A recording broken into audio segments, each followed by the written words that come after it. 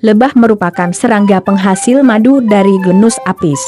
Selain madu, lebah juga menghasilkan serbuk sari, polen, royal jelly, propolis, lilin lebah dan racun lebah.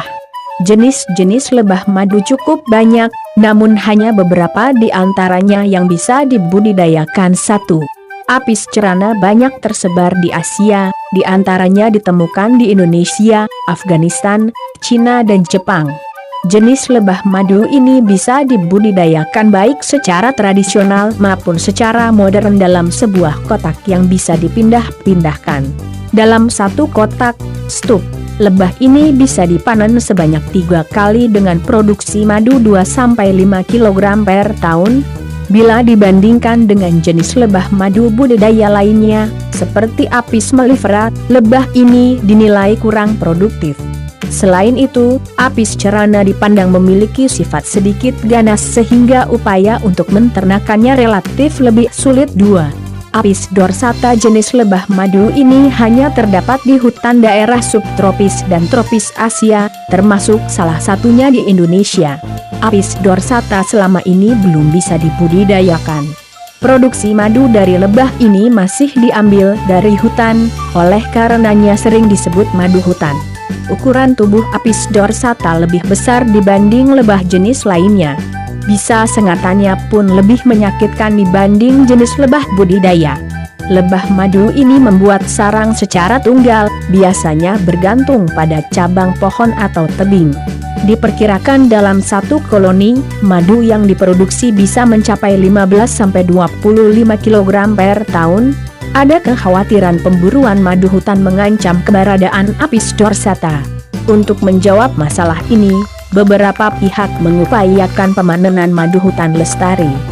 Caranya dengan menerapkan teknik panen sebagian.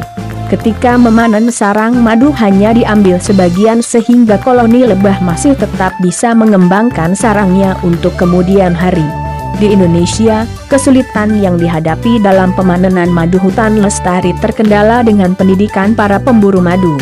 Karena desakan ekonomi, para pemburu seringkali memanen keseluruhan sarang sehingga keberlanjutan koloni terancam. Perlu upaya kerjasama antara para pemburu dengan pembeli, penampung madu untuk menyelesaikan masalah ini. 3. Apis flora lebah ini bisa ditemukan di Indonesia, Oman, Iran dan India. Apis flora termasuk lebah liar yang tidak biasa dibudidayakan. Masyarakat di Indonesia sering menyebut lebah dengan sebutan tawon. Lebah ini bisa hidup berdampingan dengan Apis dorsata, Apis mellifera dan Apis cerana. Produktivitas madunya relatif kecil, hanya sekitar 1-3 kg per koloni per tahun.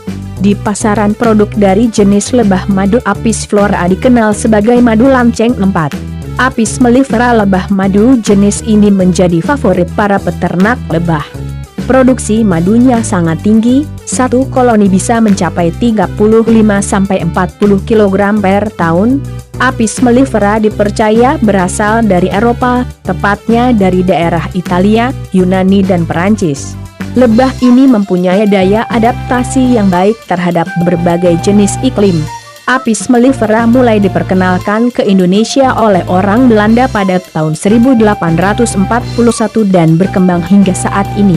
Saat ini dikenal terdapat beberapa subjenis Apis mellifera yang populer diternakan. Berikut beberapa di antaranya. Apis mellifera berasal dari Belanda, tergolong lebah yang suka berpindah rumah.